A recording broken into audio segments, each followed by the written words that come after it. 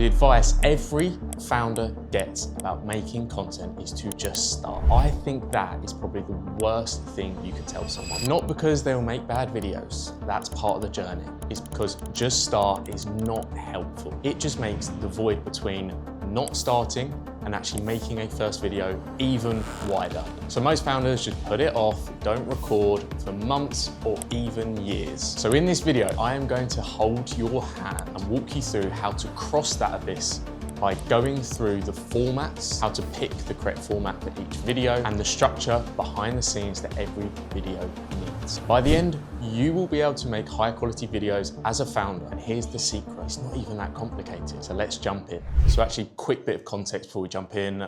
I'm a founder of a content marketing agency. So I'm actually gonna go through everything we think about before we script or create a video for our clients or ourselves. And if I was to sum up maybe the problem very clearly in a few sentences, most founders, pretty much everyone that I speak to nowadays knows they should be putting content out there. Like all of the top people that people consume, let's say it's a Hormozy or Daniel Priestley, all they talk about is key person of influence or building a brand as a founder. But no one really tells people how to start and make that first step. And if someone has made videos, maybe like me, I remember my first video, I was sitting there, I just rambled for an hour, like no idea what to do, no idea about a hook, how to weave a story in, the key points to get across, how to sign it off. And so the fix is annoyingly simple. We genuinely have 3 key formats we use for founders, and we're gonna walk through them now. So, first style of video we're gonna walk through is going to be the explainer style video. So this is a typical explainer style video setup. A table works very well, a clean background, a bit of room around me, and that's going to become very clear in a minute. But simply, this is a talking head shot. And the key characteristic of a explainer style video is we are trying to tell versus show. And that difference is going to become very obvious when we go through the second option, which would be tutorial, which obviously is more show instead of tell. So the first thing to consider when doing this style of video is going to be scripting the video. And for an explainer style video, the scripting is the highest load compared to the other 2 methods we're going to go through. Reason for this is simply because we don't have anything to hide behind, like a screen or a vlog style. We genuinely have to make our points super clear and be aware of some of the editing processes and what we want to show before we make this video. So editing is the key part here of an explainer, and typically when I record an explainer style video, I might spend anywhere between 1 and 2.5 hours getting the script right. I want to do all the work before I sit down and talk to the camera. So the video concepts I would pick for an explainer style video are, I would classify them in a few different categories. We have number 1, which is more story based. So for instance, one of my most recent videos was Talking Head, and that was a story about us not going all in on content for the last 3 years. We've only really dived into this avenue the last year to 6 months. So that's story based because I can talk to the camera, I can get my key points, I can build a timeline out. That doesn't really suit a show style video. The second concept we can use here is going to be a framework style video. So think of if I could break down 5 key points about something or 3 ideas about X, that's going to actually sit very well on explainer because it's going to be more engaging than if we chose that format for tutorials. And then the third sort of style or concept would be more of an IP based video. So another one of my videos was about the bet that we are taking as an agency. That sits very clearly when I want to connect straight head on with the audience versus a show. And so linked to the actual recording is going to be the editing. And once again, for this style of video, the editing is the highest load out of all 3. Reason for this, as you can imagine, we're going to use cutaways, we're going to use B-roll, we're going to have graphics that might appear around me, we might have more captions that highlight key points, we might have bookmarks that separate the video out. The editing process for this is a lot longer than if you compare it to a tutorial style video. So think of these as engaging maybe more of a wider audience. And then as we get into the tutorial style videos, they are very much more super targeted on a niche because we're going to make a tutorial about something quite specific. Some additional things that you might want to be aware of: sitting down with a table, potentially with some plants, with a clean background, with some space is really important because that's where some graphics might appear. But those are the basics. Like, you do not need a fancy setup with loads of lights and photos behind you. A clean setup will do fine. Right, moving on. So on to the next style of video, and this is the tutorial-based video. So I've set you up at a similar angle to how I would set up a camera. This is my monitor, just knocked my light off. But here is my monitor, and you might see this style of video out there on YouTube. You might not have put the two together of the differences and like what they do. To make it super clear, this is going to be a show, not a tell. Now, obviously some part of tell is going to be in there because we're going to explain different things, but it's more, the viewer is more focused on what you are showing on your screen. So obviously matched to this would be my screen recording of what I'm going to go through. And typically the first videos that I see founders doing, very rarely are they doing explainer style videos where they've thought about their setup. They are typically going to do a tutorial, which is absolutely fine, but we always think it's part of the arsenal. It's not the whole arsenal that we're going to be using. Now, when we think of scripting, this is by far the easiest to script, mainly because you are just going to be talking through what you're showing on the screen. Now, there are a couple of ways you can do this, depending on how advanced you are with sitting on a camera and explaining yourself. You can do number one, which is to actually record this separately. So picture you put your camera on, you pretend, and this might be an industry secret, you pretend to actually do what you're doing on the screen. But obviously then all you need to do is match up after the screen recording to what you say. That can get people started very easily. Script, you put a bit of time into the script, you know what you're going to say, you read that script, you pretend you're moving the screen, then match up the screen recording at the end. However, the typical way to keep it really natural is to just speak to the camera, have it at a side angle, which is really important. Look at the camera from time to time, look back at your screen, and then actually do it live. But you know, wherever you're at with that, pick what makes most sense.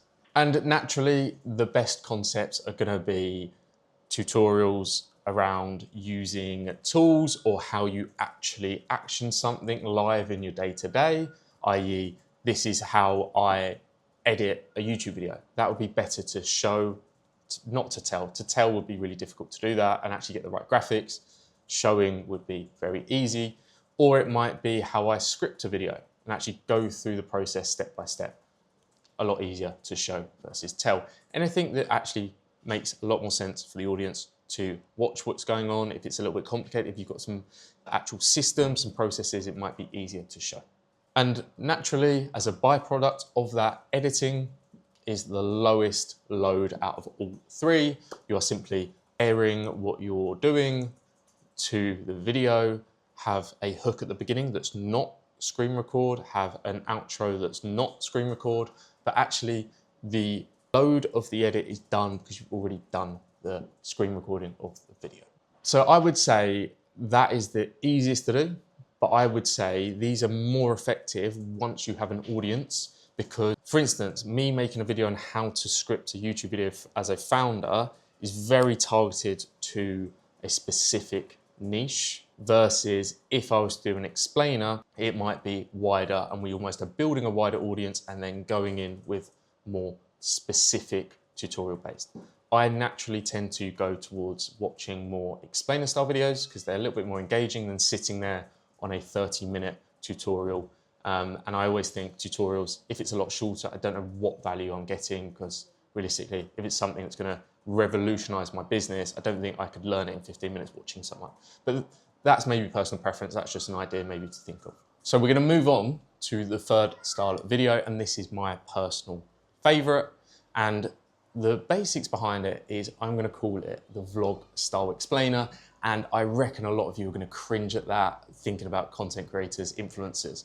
but we are not doing a full day in the life vlog here as a specific point. And the difference between this and obviously the other two, it's just a little bit more unstructured. So newsflash, this video has been a vlog style explainer in our characteristics. So I haven't been structured in one place, just doing a talking head. I haven't just been sat behind my monitor. There is several different shots here that are pieced together, and the scripting is not so regimented and narrow. So the reason why I actually like the vlog style is if I'm sitting down, and you might find this as well when you're actually getting into content, I kind of am more frozen. It's like not natural to speak sitting down, talking face onto a camera, although there is definitely a place for that style of video.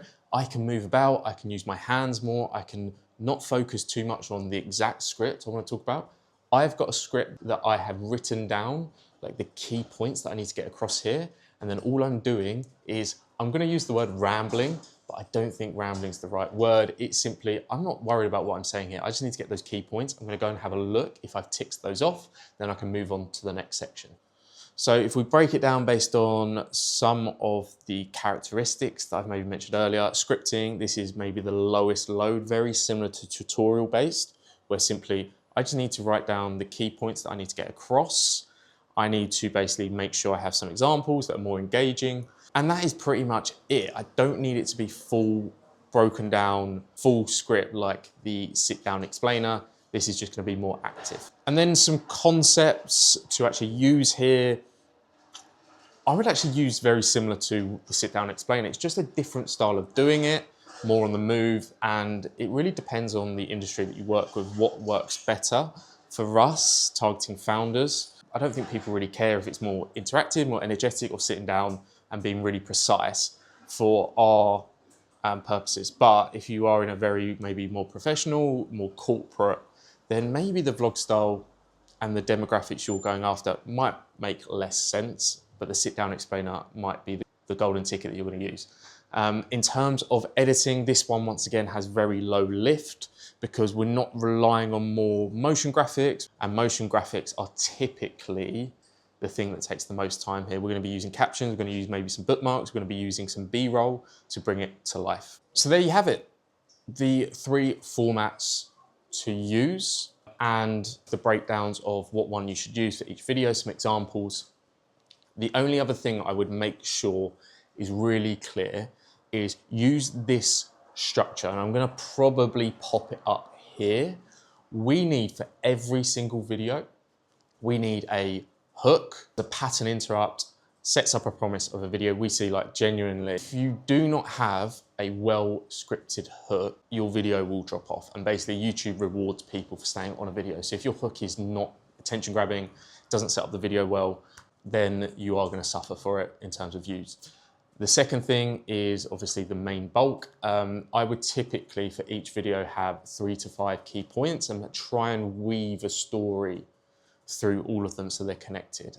And the way I connect them will be using buts, or for instance, this video, every single point had, you know, the scripting requirements, the examples of some concepts, and every single 3, so each of the 3 styles also had, you know, editing requirements and commitments. So the story there is almost like comparing all 3. So as long as you can have that connection, when videos don't do very well is when it's just complete. This point, then this one isn't linked at all, then this point isn't linked, and it just is a bit of a ramble. And then the final thing is you need to have a clean outro. That is typically more set up, and the outro summarizes the video and pushes people where you want them to go. A couple of ways to do this. If you've already got videos out there, then natural thing is to mention a video that connects. If you haven't got videos out there, then it might just be subscribe and I'm going to be posting more content. But yeah, structure there, summarize, then push people where you want them to go. So it should be that simple. So me in this video, I'm going to try and match this setup to the hook that I did, and then simply go, well, look, you have gone through, or we have gone through, and this is where I'm trying to do it cleanly, but also try and give some advice here. I'm going to almost match the promise of the hook. So I'm going to say we went through the 3 formats that we use in videos, how to choose the right one, and then the actual structure of the video so that you can make videos simple, get started, and take that first step to crossing the abyss. So we have covered pretty much how to get started, but I also do have a video that walks you through every single step that makes a high quality video. So the ideation, the research, the scripting, the editing, the posting, how to repurpose it across multiple platforms. That video might be useful just to actually look at how we do it behind the scenes of our agency, or like how us as founders still have control over that here at Leader. So go and watch that. If you aren't already, subscribe, because I'm going to continually make content like this to help founders get started on YouTube. But yeah, hopefully it was useful for you. Thanks for watching, and see you in the next one.